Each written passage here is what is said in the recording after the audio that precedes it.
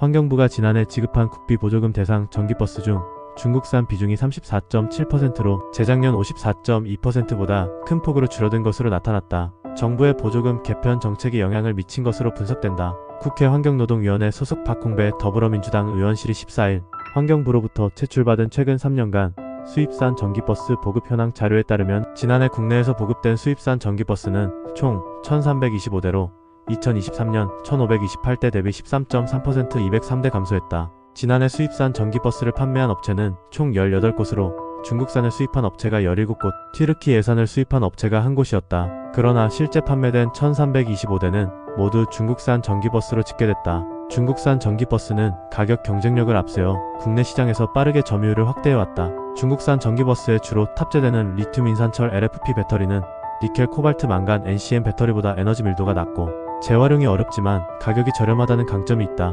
권영주 국민대 자동차 운송 디자인과 교수는 중국산 전기버스는 국산보다 1억 원가량 저렴하다며 운송사업자 입장에서는 버스를 싸게 구매해 고장 없이 운행하는 것이 최선이기 때문에 가격 전략이 시장에서 통한 것이라고 설명했다. 이에 따라 중국산 전기버스 보급량은 2017년 25대에서 2022년 869대로 급증했으며 2023년에는 1528대로 처음으로 국산 전기버스 1292대 보급량을 넘어섰다. 2023년 전체 전기버스 보급량 2820대 중 중국산이 차지하는 비율은 54.2%에 달했다. 지역별로 보면 중국산 전기버스 보급은 수도권을 중심으로 이뤄졌다. 최근 3년간 경기도 2300대, 서울 687대, 인천 167대 등 수도권 지역에서만 전체 중국산 전기버스 보급량의 84.7%가 집중됐다. 그러나 지난해 중국산 전기버스 보급량이 전년보다 200대 이상 줄어들면서 전체 전기버스 대비 중국산 비중도 36.7%로 감소했다. 이 같은 변화는 정부의 보조금 정책 개편이 주요 요인으로 작용했다. 환경부는 지난해 보조금 지급 기준을 개편해 1회 충전 주행거리, 배터리 밀도, 재활용 가능성 등에 따라 차등 지급하도록 했다.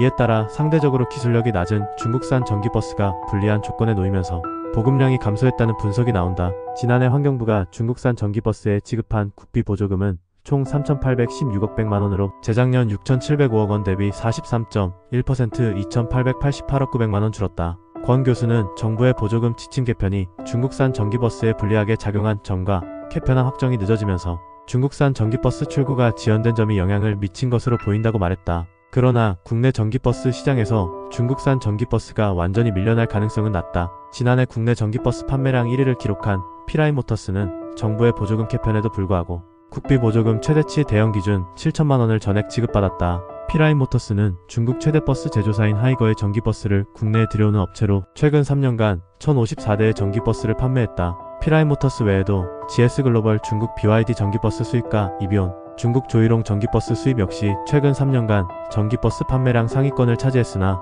지난해 두 업체 모두 정부로부터 지급받은 보조금이 줄어든 것으로 나타났다. 한편 환경부는 올해 보조금 지급 기준을 더욱 강화해 수소버스와 어린이, 통학용 버스를 일정량 이상 판매하는 업체에 추가 보조금을 지급하는 등 국산 전기버스에 더 유리한 정책을 펼칠 계획이다.